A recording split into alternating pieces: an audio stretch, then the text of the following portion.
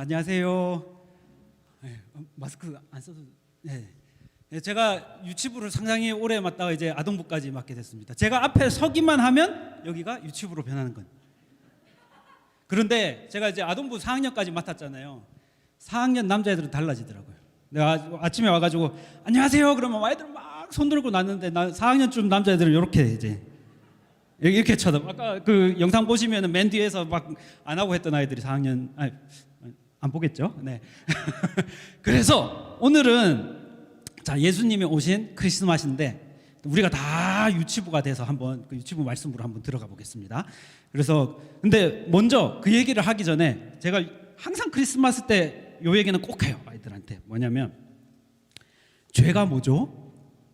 죄가 이게 무슨 글자인지 우리가 다 몰라요. 다 유치부가 된 거예요. 그래서 읽어보면 요게 히읗 소리가 나요. 하. 요 티귿 티 소리가 나요. 그리고 이건 아 소리가 나요. 하타. 근데 이게 무슨 뜻이냐면 죄인데 또 의미가 하나가 더 있어요. 뭐냐면 활을 이렇게 쏴서 관역을 못 맞출 때 그때 죄라고 해요. 그러면 관역을 못 맞춘 거 죄 말고 선 그거는 무슨 말일까요? 그거는 요거 빼고 야라라고 하는데 그거는 관역을 맞춘 거 아니면 다른 의미도 있어요. 가르치다 아니면 인도하다 이런 뜻이 있는데 요 앞에다가 요 티그 티 소리 나는 거 하나 붙이면은 조금 어려운 거 정관사 더가 돼요. 네. 그래서 가르침인데 하나밖에 없는 가르침. 그거는 토라라고 해서 모세 오경을 얘기하는 거예요. 그리고 여기 더를 빼면은 가르침이란 뜻이 되거든요. 그래서 모세 오경은 딱 하나밖에 없는 가르침, 그것밖에 없는 가르침, 살기 위해서는 꼭 반드시 알아야 되는 가르침, 그게 모세 오경인데, 자, 요렇게 글자로 책으로 배우는 거를 뭐라 그러죠? 네, 이론이라고 그래요. 이론. 근데 우리가 책으로 많이 배운다고 그걸 잘 아냐? 네, 우리가 자동차를 사서 매뉴얼을 엄청 많이 읽어요. 다 외웠어. 근데 한 번도 안 몰아봤어. 그럼 자동차를 잘 아는 걸까요? 모르죠. 그러면 우리가 관역을 한번 맞춰봐야 되지 않겠습니까? 그래서 관역을 그리겠습니다. 자, 아이고, 여기에 관역을 여기, 자, 여기 관역이 있어요. 자, 이 관역을 맞추면 뭐가 필요하죠? 자, 활도 갖고 왔습니다. 네, 활. 자, 이게 사실 유튜브에서 엄청 많이 하는 건데, 자, 쏴보고 싶은 분. 태규야, 너 많이 쏴봤잖아. 오늘은 다른 분 한번 해보자. 자, 자, 오늘 저를 처음 봤다고 생각되시는 분. 에? 진짜로 한번 저 이름도 잘 모르겠네. 건우 나와서 한번 싸워보겠습니다. 자, 나와주세요. 맞추면 못 맞추면 죄인데 용감하게 나오셨습니다. 자, 보겠습니다. 자, 거기서 자 쏴주세요. 자꾸 가까이 오시나? 네.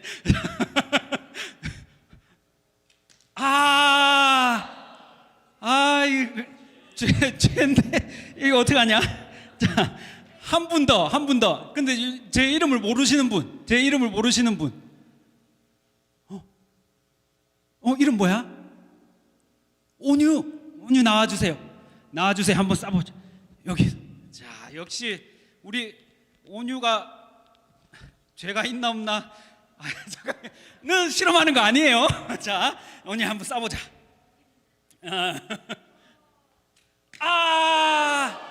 거의 맞췄는데 아쉽네요. 세상에. 자, 마지막 한 분 더.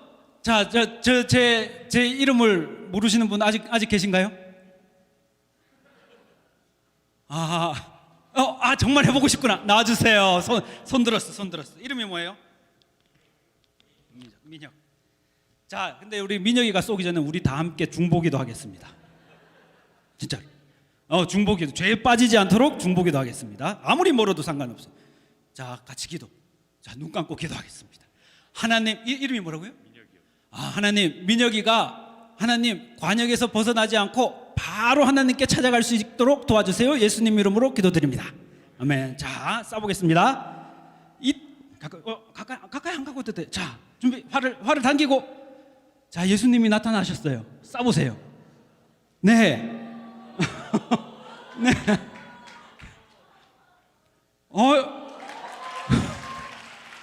죄가 없어요. 떨어졌네. 네, 우리 민혁이는 자, 우리 중보기도 중보기도 하니까 어떤 일이 벌어졌죠? 네, 아주 쉽게 뭐 조준할 것도 없어. 그냥 하늘을 보고 가만히 있는데 갑자기 하늘에서 손이 딱 나와서 나를 잡고 관역까지 데려가 주시는 거예요. 그걸 야라라고 합니다. 아까 설명했던 거, 선. 그런데 그거를 보기 전에 그러면 저 질문이 있습니다. 이제 오늘 이제 실제 말씀으로 들어갈 건데 족보에 대해서 얘기를 할 거예요. 자, 이 중에 먼저 퀴즈 하나. 성경에 나오는 인물들 성이 있다. 남성, 여성 말고 패밀리 네임이 있다 없다. 우리 성경 진짜 많이 봤는데 패밀리 네임 예수님 성 김예수님? 성이 없어요.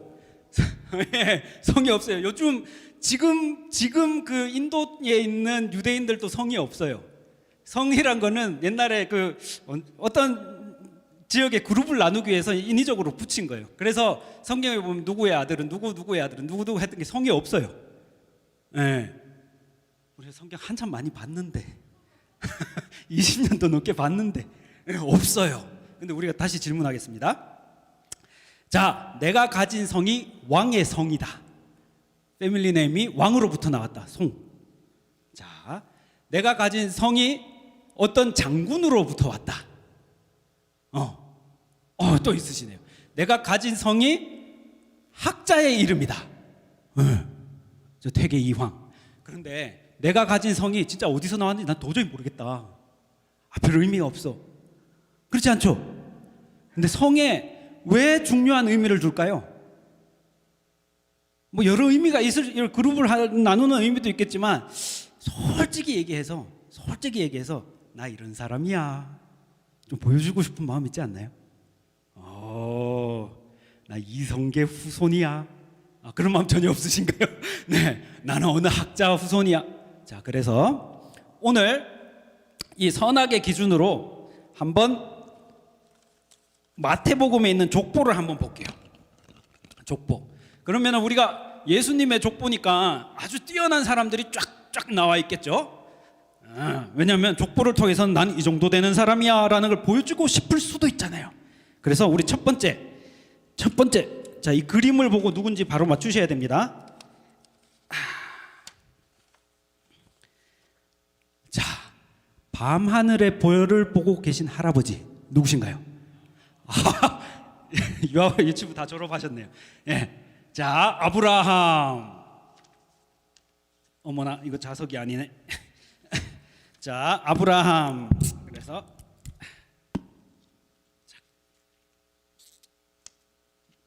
보이시죠? 네. 아브라함이 몇 살에 자녀를 낳았죠? 100세. 모두들 분발하셔서 지금 막내를 놓으실 수 있으십니다. 자, 그다음 요거는 보자마자 맞추셔야 돼요. 잠깐 아까 야라 그 순종했던 사람, 그죠? 가이드, 인스트럭션 그대로 따랐던 사람 또 이삭이 있었네요. 자, 감사합니다. 자, 그다음 제가 직접 해도 될 것 같습니다. 자, 남녀가 사랑하는데 뒤에 땅이 넓어요. 남녀가 사랑하는데 땅이 많아. 룻과 보아스. 여기에 막 쌀, 보리 이런 거 먹을 것도 많아. 룻과 보아스. 자, 이제 거의 유치부 때 배운 게 복습이 거의 족보로 다 돼가고 있습니다. 자, 그다음 대충 누가 나올 것 같습니까? 이제 이만큼 왔으면. 바로 맞추시네요. 왕인데 찬양을 하고 있어요. 오, 찬양 가장 많이 지으신 분 우리 다윗. 자, 그 다음에 성문을 아니다, 요거 더 있다. 요거는 보자마자 맞추실 거예요. 아이, 나 똑똑해.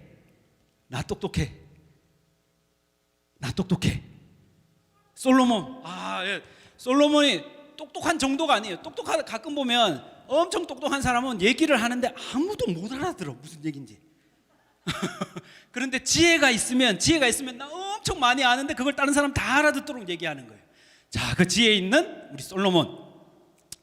그 다음에 하나 더 하겠습니다. 한 분 더 하겠습니다. 눈물로 기도했던 왕. 성전 문을 다 고치고 다시 성전에 레위 사람들이 와서 예배하고 성전을 깨끗하게 했던 왕 히스기야. 여기까지. 자, 보시죠.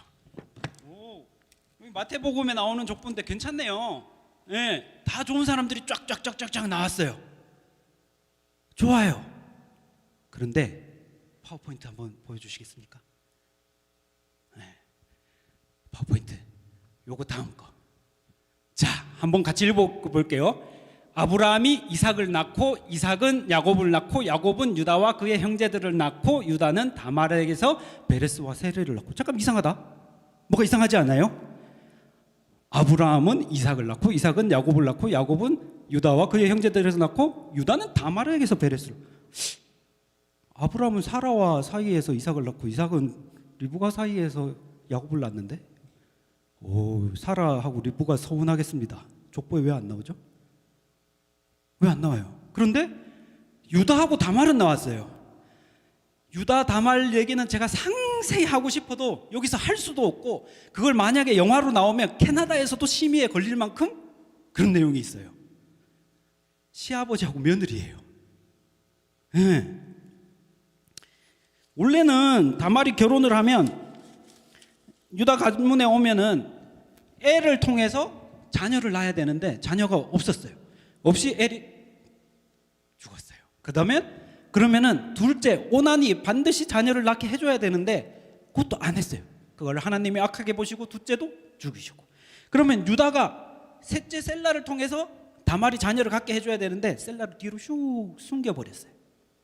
그랬더니 다말이 마치 장녀인 것처럼 하고, 그 다음 알아서 상상하시. 오늘은 유치부. 자, 그런 일이 있었어요. 이 일을 왜 족보에 넣었을까요? 굳이 딱 찍어서 다말이라고. 여기. 자, 그 다음 이것도 심의에 걸려서 제가 그림을 상세히 못 그렸습니다. 자, 저 높은 데서 다윗이 뭔가를 보고 있어요. 제가 그림을 그릴 수가 없어요. 웃으시는 분들 뭐죠? 그런 내용이에요. 성경. 다음 거 한번 읽어보겠습니다. 이새는 다윗 왕을 낳으니라. 다윗은 우리아의 아내에게서 솔로몬을 낳고. 이것도 무슨 얘기죠? 이새는 다윗 왕을 낳으니라. 다윗은 우리아의 아내에게서 솔로몬을 낳고. 아니, 저 같으면 약간 줄여서 얘기해 줄 것 같아요. 다윗은 밧세바에게서 솔로몬을 낳고. 그렇지 않아요? 밧세바 그것만 해도 다윗이 자기 잘못한 게 다 드러나요. 그런데 콕 집어서 저는 천국에 가면은 우리 마태 할아버지께 여쭤보고 싶은 게 있어요. 왜 그렇게 콕 집어서 얘기하셨나요? 우리아의 아내에게서 두 개 다, 저 안에 두 가지 죄를 한꺼번에 탁. 우리아를 죽인 거, 밧세바 간음한 거 한꺼번에 넣어버리신 거예요. 한 문장 안에. 왜 그러셨을까요?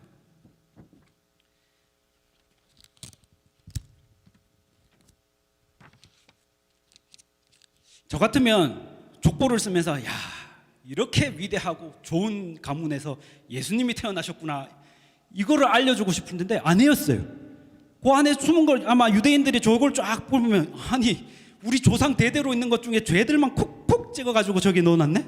라는 생각을 할 수 있게 마태 할아버지께서 적어주신 거예요. 그리고 하나 더, 이제 아까 성전을 회복했던 우리 히스기야. 근데 그의 아들 므낫세. 그 므낫세는 악하기로 유명한 왕이었습니다. 아버지가 성전 재건한 거, 산당 없앤 거 그거 다 거꾸로 해가지고요, 다시 우상 만들고 다시 사람들을 데리고 가서 우상에게 절하게 만들고 했던 사람이 히스기야의 아들이에요. 그 사람까지 족보에 넣어버렸어요. 사실 만약에 이런 것들이 있다면 나라면 살짝 좀 지우고 싶을 거예요, 족보에서. 근데 다 넣으셨거든요. 자, 근데 우리가 여기서 한번 생각해 볼 게 있습니다. 자, 혹시 수학 좋아하시는 분? 수학 좋아하시는 분? 가끔씩 그런 분들이 있습니다. 그래서 오늘 함께 수학을 해보실 거예요. 근데 수학이 의외로 여러분 생활하고 밀접합니다. 자동차도 만들어야 되고 비행기도 만들어야 되고 건물도 지어야 되고 다 그게 수학하고 관계 있는데 요거 이해하려면 수학 잠깐 조금만 하겠습니다. 자, 선을 꺼서 쭉 선을 꺼서 요걸 뭐라 그러죠? 아까 이렇게 하나님대로 다 하는 거? 선. 아브라함 잘한 거 더하기, 이삭 잘한 거 더하기, 룻 보아스 잘한 거 더하기, 다윗 잘했을 때 더하기, 솔로몬 잘했을 때 더하기, 요걸 선이라고 한번 해볼게요. 그 다음에 유다 잘못했던 거 더하기, 다윗 잘못했던 거 더하기, 그리고 잘못한 거 되게 많아요. 요거를 악이라고 해볼게요. 아니고 악. 자, 수학 좋아하시는 분들은 이거 길게 쓰기 싫어서 요거는 X, 요거는 Y 이렇게 적으시는 분들도 있어요. 자, 그러면 우리가 선악을 한번 생각해 볼게요. 자, 선악을, 자, 선 X 빼기 Y는 해서 Y는 이게 0보다 크다. 갑자기 산수로 넘어가네. 이게 0보다 크다. 선이 더 크다. 그러면 선한 건가요? 내가 인생에서 악한 일을 많이 했지만 그래도 선한 일을 더 많이 했어. 그럼 선한 건가요? 그게 선하다고 생각하는 종교도 있어요. 그런 종교도 있어요. 그런데 또 이런 경우도 있어요. 요 내가 선도 하고 악도 했으니까 악한 것만, 요것만 없으면 돼. 악한 것만 없애면 돼. 그래서 악한 거를 계속 벌을 줘요. 그래서 악한 거를 최대한 없애려고 해요. 그래서 선한 것만 남게 하려고 해요. 그걸 뭐라 그러죠? 권성징악. 네. 그런데 제가 질문이 있습니다. 이거 선하다, 악하다 기준, 내 삶에서 내가 선하다, 악하다 기준을 누가 세웠어요? 어렵나요? 이게 이해가 어려우면 간단한 질문을 드려보겠습니다. 자, 모두 가슴에 손을 얹으시고, 내가 다른 사람하고 다퉜어요. 내가 누군가와 다퉜어요. 자, 내가 옳아요? 그 사람이 옳아요? 다시 묻겠습니다. 내가 누군가 다퉜어요. 내가 옳아요? 그 사람이 옳아요? 그 사람, 오. 네. 자, 부부간에 다툼이 있어요. 자, 선악 기준이 부부간에 똑같으신 분. 거의 찾기 어렵죠. 부부간에 다툼이 있었어요. 그럼 질문. 자, 이거를 부부간에 다툼이 있을 때 해결하는 첫 번째 방법. 내가 얼마나 선한지 계속 설득을 한다. 아니면 사랑해 그러고 가서 설거지한다. 어느 게 더 빠른 해결? 선악 기준은 우리끼리 맞출 수가 없어요. 그거는 우리 게 아니에요. 그 기준을 맞추는 건 우리 일이 아니에요. 그래서 이 선악을 다 예수님 안으로 가지고 가야 돼요. 이 산수 좋아하시는 분도 있고 없으신 분도 있어서 산수는 금방 한 개만 더 설명하겠습니다. 그래서 이거 함수라 그래요. 함수 이렇게 해가지고, 이거 오랜만에 보시죠. 고등학교 이후로 보시죠. 자, 함수에 선도 놓고 악도 놓고 요거 함수를 갖다가 저는 다르게 얘기하고 싶어요. 오늘은 말씀이니까 키가 조금만 더 크면 좋겠는데, 요거를 예수님 안으로 가지고 가야 돼요. 예수님 안으로. 자, 오늘 다음 말씀 한번 볼게요. 어떤 말씀이 있었냐면, 자, 여기에 요 그림 보고 맞춰보세요. 자, 광야에서 계속 메뚜기만 먹었던 분하고 강가에 왔는데 예수님이 나타나셨어요. 그런데 예수님이 나타나셔서 요한이 이렇게 얘기합니다. 여기 있던 요한이 말려 가로되 내가 당신에게 세례를 받아야 할 터인데 당신이 내게로 오시나이까. 예수님 악한 게 하나도 없으신 분이잖아요. 어떻게 저한테 세례 받으러 오세요? 이게 쉬운 한글 번역이었습니다. 이렇게 해서 요한이 그렇게 얘기했습니다. 그런데 예수께서 대답하여 가라사대 이제 허락하라. 우리가 이와 같이 하여 모든 의를 이루는 것이 합당하니라 하신데 이에 요한이 허락한지라.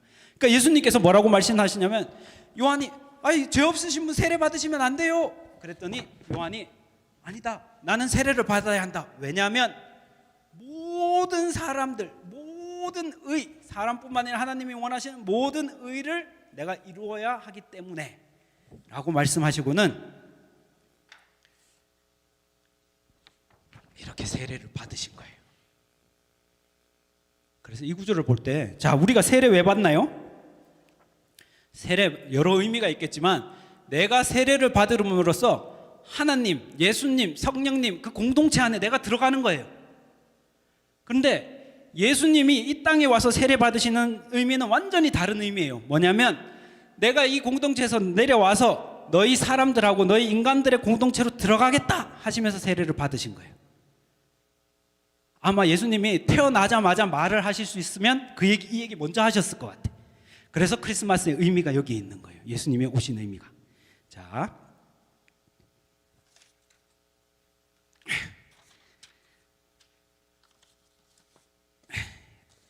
그림을 하나 더 그려보겠습니다.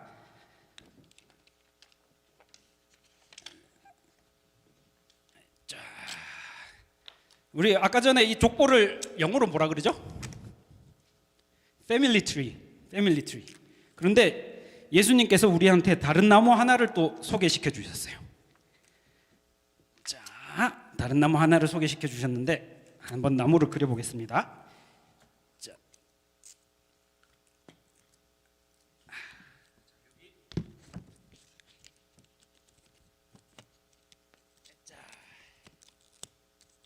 예수님이 오셨어요. 쭉 다른 나무를 하나 더 그리셨어요. 패밀리 트리가 아닌 다른 나무를 하나 더 그려주셨어요. 슉. 자, 모든 이게 나무인가? 자, 모든 의를 이루시기 위해서 다른 나무 하나를 더 주셨는데 다음 거 보겠습니다. 나는 포도나무요 너희는 가지니 저가 내 안에 내가 저 안에 있으면 이 사람은 과실을 많이 맺나니 나를 떠나서는 너희가 아무것도 할 수 없느니라. 이 과실이 무슨 과실이죠? 의의 과실입니다.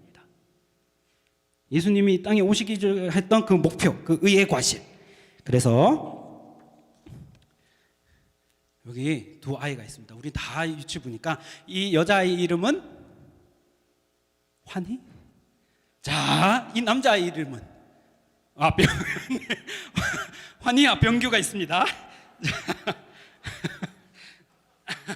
이 환희와 병규가 아이고. 자, 예수님인데. 환희와 병규가 우리 크리스마스에 예수님 안으로 들어갔어요. 이렇게 예수님 안으로 들어가는 걸 뭐라 그러죠? 믿음이라 그래요. 그러면 이 환희와 병규가 예수님 안에서 자기 자아가 나와서 예수님이 만드신 포도나무에 열매를 맺히게 되는 거예요. 그래서 우리가 선악이라는 그 안에 갇혀 있는 것이 아니라 그 모든 것을 예수님께 들고 갈 때 그때야말로 진짜로 과실을 맺는 겁니다. 오늘은 이 과실을 맺기 위해서 예수님께서 오신 날입니다. 아멘. 자, 두 손 모으고 기도하겠습니다. 하나님 아버지 감사합니다. 하나님 저희가 옳은 것, 그른 것 저희가 판단하려고 할 때 많고 하나님 아버지 저희가 이렇게 사는 것이 옳은가 저렇게 사는 것이 옳은가 곰곰이 생각할 때가 많으나 하나님 그 모든 것 다 들고 예수님께 갈 수 있는 저희들 되게 주님 도와주십시오. 하나님 정말 하나님과 성령님의 그 커뮤니티를 하나님 공동체를 포기하시고 이 땅까지 오신 그 예수님 오늘 그렇게 선물을 주신 예수님 저희가 반드시 기억하고 하나님 그 안으로 더 깊이 믿음으로 더 깊이 들어갈 수 있는 저희들 되게 인도해 주십시오. 예수님 이름으로 기도드립니다. 아멘. 제가 설교를 해야 하는데 잠깐 이 예배를 잠깐 마무리하는 시간을 좀 가지려고 합니다. 오늘 제가 함께 보고자 하는 성경 말씀이 우리가 잘 아는 예수님께서 이 땅에 아기 예수로 오셨을 때 그때 그 소식을 천사들이 가르쳐 주죠. 그렇죠? 천사들이 가르쳐 주고 또 천사들이 가르쳐 주지도 않았는데 예수님께서 이 땅에 태어나는 것을 안 사람들이 있어요. 누구죠? 동방 박사죠. 예루살렘도 아니고 유대 땅도 아니고 동방에 있는 땅에서 별을 보고 예수님이 오셨다라는 것을 알게 됩니다. 근데 예수님을 그냥 예수님이 아니고 뭐라고 유대 땅의 왕으로 오신 분이라고 그렇게 얘기잖아요. 그러면서 이분이 이제 동방 박사가 베들레헴까지 유다 땅까지 이렇게 옵니다. 여러분 제가 퀴즈 하나 낼게요. 동방 박사가 몇 명이었을까요? 이거 잘 대답하셔야 돼요. 제 질문은 늘 3명. 왜 3명이라고 생각하세요? 선물이 3개 있어요. 그렇죠? 맞아요. 성경에는 3명이란 말이 안 나와요. 그렇죠? 다만 드렸던 선물이 3가지이기 때문에 우리가 3명일 거라고 생각하죠. 근데 사실은 이제 뭐 동방에서 그렇게 사람들이 박사, 현자라고 하는 사람이 올 때는 그냥 3명만 오지 않죠. 3명이라 하더라도 주위에 많은 수행원들과 그 뭐 이런 사람들과 함께 오기 때문에 꽤 많은 사람들이 왔을 거라고 우리가 뭐 고고학적으로 다 알 수 있습니다. 다만 3개의 선물을 가지고 왔어요. 그렇죠? 그게 하나가 황금, 있잖아요. 또 하나는 유향, 또 하나는 모략.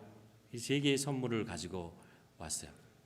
근데 예수님이 이 땅에 오실 때 굉장히 이상한 것이 하나 있었는데요. 뭐냐 하면 유대 땅에 그 누구도 메시아가 태어난다는 것을에 대한 관심이 없었어요. 아무도 관심이 없었어요. 심지어 이 동방 박사 3사람이 유대의 수도였던 예루살렘에 가서 유다의 왕으로 태어날 사람이 누구냐 그랬더니 지금 무슨 얘기를 하고 있는 겁니까? 아무도 관심이 없었어요. 근데 그들은 메시아가 태어난다는 것은 알고 있었어요. 성경을 통해서 메시아가 이 땅에 올 것이라는 것, 그리고 태어난다면 메시아가 이 땅에 온다면 베들레헴에서 올 거라는 것까지 다 알고 있었어요. 그럼에도 불구하고 관심이 없었어요. 아무도 관심이 없었고 결국 누가 관심이 있었냐 하면 유대 땅이 아닌 멀리 동방에 있는 박사들이 별을 보고 오게 된 거죠. 근데 이 동방의 박사가 선물했던 3개의 선물을 보면 예수님이 누구인가를 우리가 어느 정도 짐작할 수 있습니다.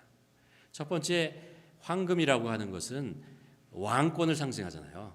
황금색 자체가 그렇고 금이라고 하는 것 자체가 왕권, 왕이다라는 얘기입니다. 원래 동방박사 3사람이라고 하면 안 되지. 동방박사들은 유대 땅에 태어날 이 사람이 왕이 될 것이라는 것을 알고 있었어요. 그래서 황금이라는 것을 준비하고 왕에게 바치려고 했던 거죠. 그 선물이었습니다. 두 번째, 유향이라고 하는 것은 일종의 이제 향수예요. 근데 제사를 드릴 때, 제사장이 제사를 드릴 때 특별히 감사 소제라고 하는 감사 제물을 드릴 때 뿌려서 향기를 내는 거예요. 그러니까 이 태어날 아기 예수가 제사장직을 함께하는 사람이다라는 것을 알 수 있어요. 제사장은 누구죠? 제사장은 하나님과 인간 사이를 연결하는 사람이죠. 죄 많은 인간이 하나님께 나아갈 수 있도록 여러 가지 방법으로 제사를 통해서 연결시켜 주는 사람입니다. 그러니까 이 아기 예수는 하나님과 인간을 연결시키는 역할을 하실 분이라는 것을 알 수 있습니다. 그리고 세 번째가 이게 좀 이상한데 모략이라는 거거든요. 이게 귀한 건데 뭐냐면 소독제 같은 거예요.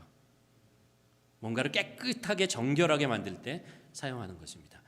또 어느 때 사용하냐면 방부제로 사용해요. 뭔가 부식되고 썩을 때 그것을 막아서 오래 보존하기 위해서 사용하는 것이 이 모략이라는 거예요. 우리는 성경에서 이 모략을 사용하는 장면을 우리가 신약에서 보는데 어디서 보냐면요. 예수님께서 십자가에 돌아가시죠. 그렇죠? 그리고 나서 어느 정도 시간이 지난 다음에 아리마대 요셉이라고 하는 예수님의 제자였잖아요. 이게 그 빌라도에 가가지고 예수님이 죽었으니까 내가 장사 지내고 싶다라고 얘기합니다. 그래서 아리마대 요셉이 예수님의 시신을 장사지기에서 내립니다. 근데 그때 찾아온 사람이 한 명 있었어요. 니고데모라는 사람이 찾아와요. 니고데모가 찾아와요. 니고데모는 예수님의 옛날에 있잖아요. 밤중에 찾아와서 우리가 어떻게 영생을 얻습니까? 이런 질문을 했던 사람이에요. 그 사람이 뭘 가지고 오냐면요, 모략을 가져와요. 모략을 왜 가져왔을까요? 그 시체에 깨끗이 씻고 그리고 썩는 것을 오래 보존하기 위해서 가져온 거예요. 그러니까 모략이라고 하는 것의 의미는 뭐냐면요, 원래 모략이라는 말의 그 뜻이 뭐냐면 아주 쓰다라는 뜻이에요. 모략, 아주 쓰다라는 뜻이거든요. 이걸 이제 이게 씹으면 굉장히 쓴 맛을 내는 그런 거예요. 그러니까 모략이라고 하는 것은 이상하지만 이 태어날 아기가 죽는다는 거예요. 죽게 된다는 뜻이에요. 죽게 된다는 거예요. 그러니까 이제 정리해 보면 이렇죠. 왕이신 분이 이 땅에 오셔서 고난을 받으시고 하나님과 우리 사이를 연결하시기 위해서 이 땅에 오셔서 죽으신 분이다. 죽으실 분이다. 라는 거를 이 선물을 통해서 우리가 알 수 있는 것이죠. 우리가 예수님을 이 땅에 오신 것을 우리가 환영하고 기뻐하고 감사하고 막 이러죠. 근데 사실은 예수님은 죽기 위해서 이 땅에 오신 것이고 그 죽음이 결국 여러분과 저를 하나님과 다시 연결시켜주는 역할을 하니까 그래서 우리가 그것을 기뻐하는 거죠. 예수님을 통해서 우리가 살아날 수 있으니까, 예수님을 통해서 하나님과 우리 사이의 관계가 다시 회복되어지니까, 예수님을 통해서 사람과 사람의 관계가 깨어졌던 관계들이 다시 회복되는 일들을 예수님께서 하시기 때문에, 그래서 우리가 말씀하잖아요. 예수님은 평강의 왕이라고 하잖아요. 피스, 평강의 왕입니다. 하나님과 우리 사이의 평강, 인간과 인간 사이의 평강, 인간과 자연 사이의 평강. 왜냐하면 이게 다 깨졌거든요. 깨졌으니까 예수님께서 그것을 회복하시기 위해서 온 것이죠. 우리가 그 말씀을 이제 정리하면서 이렇게 두 가지 질문을 해야 될 것 같아요. 하나는 성탄절을 맞이해서 우리는 무엇에 관심을 가지고 있는가? 무엇을 관심을 가지고 우리는 살아가는가라는 질문을 해야 하는 거죠. 유대 땅의 많은 사람들이 하나님을 믿는다고 그들이 메시아가 올 것을 알고 있었음에도 불구하고 관심이 없게 메시아에 대해서, 구원자에 대해서, 하나님이 보내주실 그 아들에 대해서 아무 관심 없이 살아가고 그랬던 것 있잖아요. 과연 우리도 혹시 그렇게 살아가는 것은 아닌가? 우리의 관심은 도대체 무엇인가? 우리 인생의 관심은 무엇인가? 라는 것을 한번 생각해 볼 필요가 있을 것 같습니다. 두 번째 우리가 질문할 것은 과연 아기 예수가 이 땅에 태어난다면, 우리가 만일 예수님을 다시 만나게 된다면 우리는 예수님에게 어떤 선물을 드릴까? 여러분 평생 동안, 일생 동안 잘 준비해서 우리가 마지막에 우리가 하나님 나라에 갈 때 예수님을 만날 거잖아요. 그렇죠? 그때 우리는 예수님에게 무슨 선물을, 우리가 이렇게 얘기할 수 있죠. 우리 삶을 통해서 어떤 열매를, 작은 열매든 어쨌든 정말 어떤 열매를 맺고자 하며 살아갈 것인가 라는 거죠. 동방박사 세 사람이 그 선물을, 그 귀한 선물을 가지고 예수님께 준비해서 왔던 것처럼 우리는 과연 우리 인생을 통해서 어떤 선물을 우리 주님 만나면 드릴 것인가? 여러분은 여러분 스스로 한번 생각해 보시기 바랍니다. 저는 이 스스로의 질문을 하면서 그런 것 같아요. 우리가 이 세상을 살면서 인생의 열매 맺어야 할 것, 그것은 예배라고 생각합니다. 예배는 하나님께 영광 돌리는 거잖아요. 하나님을 영화롭게 하는 거잖아요. 우리가 어떤 상황 속에서도 우리 주님을 기뻐하고 예배드리는 것, 이것만은 우리가 하면서 살아야겠다. 우리의 주인이 누구고 왕이 누구고 우리 삶을 인도하시는 분이 누구인지는 우리가 잊지 말고 살아야겠다는 거죠. 그게 예배죠. 그렇죠? 또 하나는 예배라고 하는 것은 우리가 함께 이렇게 드리는 예배와 함께 생활 속에서, 삶 속에서 우리가 드리는 예배가 있잖아요. 일터에서, 가정에서, 여러분이 함께 만나는 사람들 공동체 속에서 우리가 하나님께 드릴 예배가 있잖아요. 하나님께 영광을 돌리는 것을 할 수 있잖아요. 우리의 삶 속에서 우리가 어떤 산 제사를 하나님께 드릴 것인가, 어떤 하나님의 영광을 나타낼 것인가 라는 것들을 우리가 늘 고민하며 기도하며 씨름하는 것.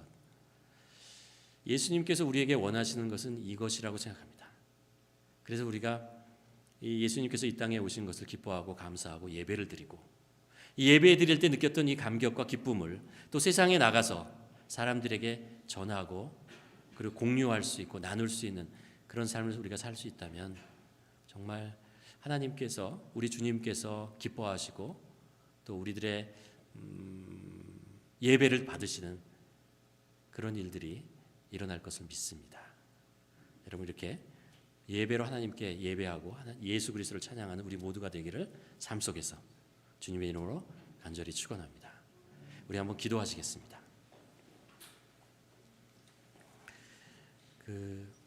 한번 기도했으면 좋겠습니다. 나는 정말 성탄절 예수님의 탄생을